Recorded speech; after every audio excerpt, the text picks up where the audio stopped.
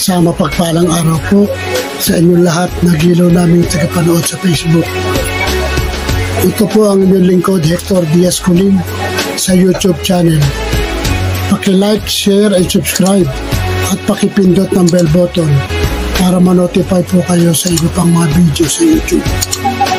Narito po tayo ngayon upang bigyan pansin ang isa sa napapanood nating balita sa YouTube. Ating pong panoorin.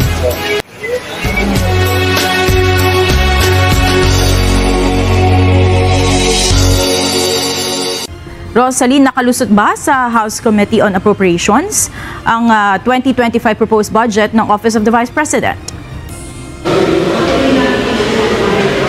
Monica, hindi lumusot sa House Committee on Appropriations ang panukalang pondo ng tanggapan ni Vice President Sara Duterte para sa susunod na taon. Hindi sumipot sa pagdinig si VP Duterte at wala ni isa man itong kinatawan sa pagdinig.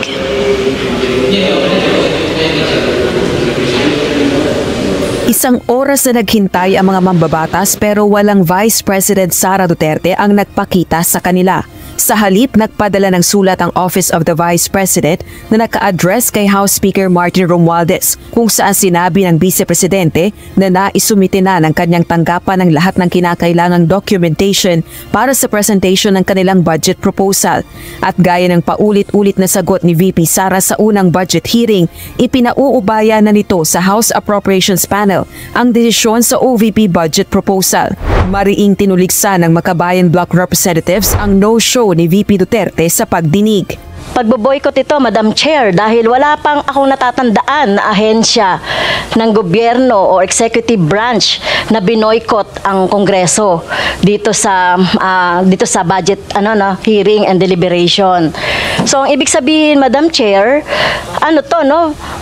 betrayal of her oath of office. Talagang bratinela to the max, no? Na ayaw nang matanong, no, umiiwas sa mga tanong. At ito pa, no, kapag gusto nating tanungin, hindi uma-attend. She may not like our questions last hearing, Madam Chair. She may not like being questioned about the OVP expenses. She may not like sitting with us here in the House. But Madam Chair, she is accountable to the people and she has this sworn duty to the Constitution, being the head of the agency, to be here, no, para po ipagtanggol or malaman natin yung budget niya. Nagtalo-talo pa ang mga mambabatas kung itutuloy pa ba ang budget deliberation ng OVP nang maghain ng mosyon si Sagip Party List Representative Rodante Marcoleta. Kwestiyon nito ang tila pagsasantabi ng matagal ng tradisyon ng Kamara na hindi sumasailalim sa pagtatanong ng mga mambabatas ang panukalang pondo ng tanggapan ng Pangulo at Pangalawang Pangulo bilang inter-branch courtesy. Yung hindi po pagdating ng ating Pangalawang Pangulo ngayon, ang suspecha ko po ay dahil sa nangyari na mga pagtatanong nung nakaraang pagdinig. I have heard the volume and the barrage of questions asked by members of this committee to the Vice President. Despite the fact, Madam Chair, I heard her several times saying, I forgo the opportunity of defending the OVP budget for 2025 by question and answer, and I leave it to the House of Representatives to decide on such proposal as presented. I'm now introducing the motion, Madam Chair. I second, Madam Chair. To terminate the consideration of the budget of the Vice President, Madam Chair, on the basis of the long and time-honored tradition, Madam Chair. In order for us to respect a tradition. Bahagya namang nagkaroon ng tensyon sa off-mic discussions ng mga kongresista ng pagtalunan ng issue. Dapat nag-answer yung query or yung manifestation. Chairman na sino tinatanong kung pera naman na sa member sasagot. The question is addressed to the chair. Why would the members answer that? We don't have the authority to speak. Ano naman yung pinagsasabi mo? Why the chairman only speak? Di ba kami pwede salita? We are also member, we just the same. Alam mo yun. Matapos ang botohan, 45 kongresista ang hindi pumabor na tapusin ang pagdinig habang 3 lamang ang sumang-ayong i-terminate ito. Indeed, the highest form of tradition in the House is the will of the majority. Itinuloy ang budget hearing at dito kinondena ng ilang kongresista ang pag-boycott ng pangalawang pangulo sa pagdinig. Ayon kay Manila Representative Benny Abante, insulto ito sa Kamara. And because she is not present, she is actually insulting the second institution that should scrutinize the budget of the Vice President. And I do not care even if she is the Vice President, Madam Chair. I will not allow that Congress will be insulted by the head of any agency. Bunsod nito, isinusulong ng bawasan ang panukalang pondo ng Office of the Vice President para sa susunod na taon. 2.037 billion pesos ang 2025 budget proposal ng OVP at kung si Kabataan Party List Representative Raul Manuel ang tatanungin, dapat gawin na lamang itong 128 million pesos. Ang sinusulong na natin ay tanggalan na ng budget yung socio-economic program delivery ng Office of the Vice President, Madam Chair, including yung PS na 87.5 million, MOE na 1.77 billion, tsaka yung capital outlay na 56.4 million, Madam Chair. Total po niyan is 1.9 billion. So kung ganun, Madam Chair, that we will significantly slash the OVP budget for 2025, merong matitira na around 128 million, Madam Chair. Yun na lang. Total naman pala ay mabuti pa na sa ibang ahensya na dumiretso yung ating mga kababayan for services. Bibigyan pa ba natin siya ng 2 billion na pang gagastos daw sa mahihirap? Ibigay po natin to sa tamang ahensya.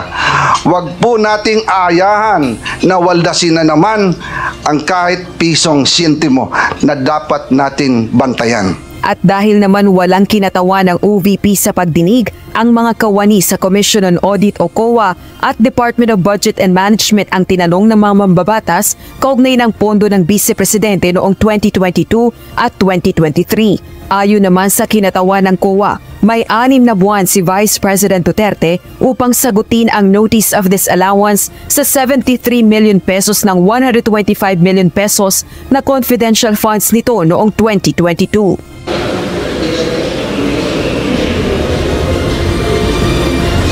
Monica, on a lighter note lang, napansin natin kanina na yung inihaing almusal at saka tanghalian sa mga dumalo sa pagdinig ng House Committee on Appropriations ay merong pusit, para sa almusal, champurado with fried pusit. Samantalang yung tanghalian naman, paella negra with squid. Natatandaan naman natin noong August 27, isa sa mga nag-trending, yung paghalintulad ni ACT Teachers Party List Representative Castro kay Vice President Duterte na nag-e-employ ng squid tactics dahil nga tumangging sumagot sa mga tanong kaugnay ng confidential funds nito noong 2022 at 2023. Ngayon, tungkol naman dun sa tanong, dun sa rekomendasyon na bawasan yung budget ng OVP para sa susunod na taon, depende pa yan kung aaprubahan sa plenaryo ng Kamara, gayon din sa Bicameral Conference Committee at kung lalagdaan ni Pangulong Ferdinand Bongbong Marcos Jr. para isang maging ganap na batas.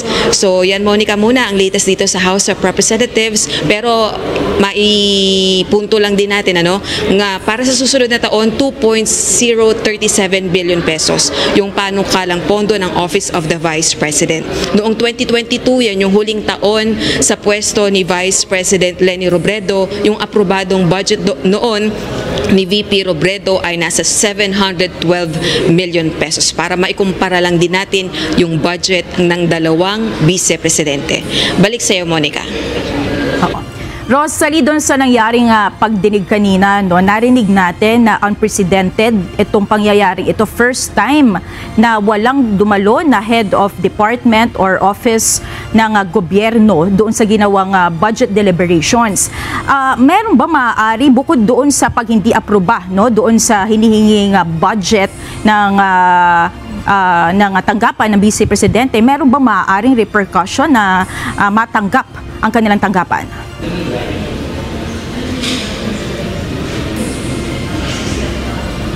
O Monica, yun nga ang isa sa mga recommendation ay i-hold yung budget ng Vice President o kaya naman ay bawasan ang budget ng OVP.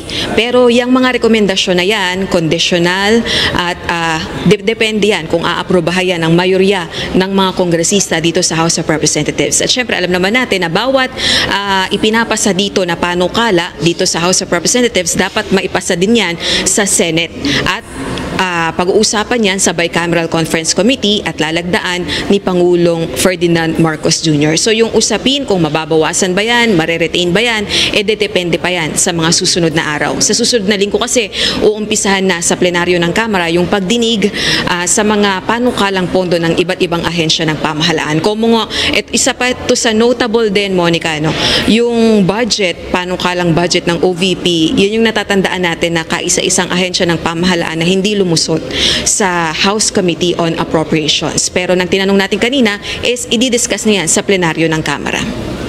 Walang tanong na lang, Rosalino, from 2.03, kung hindi ako nagkakamali, billion pesos na proposed budget, ang rekomendasyon na lang ay nasa 120 plus million. No? So medyo malaki yung naging tapyas. Paano nag-conclude? No? Paano nakapunta doon sa amount na yon ang rekomendasyon ay bibigay sa opisina ng Vice President? Rosalie.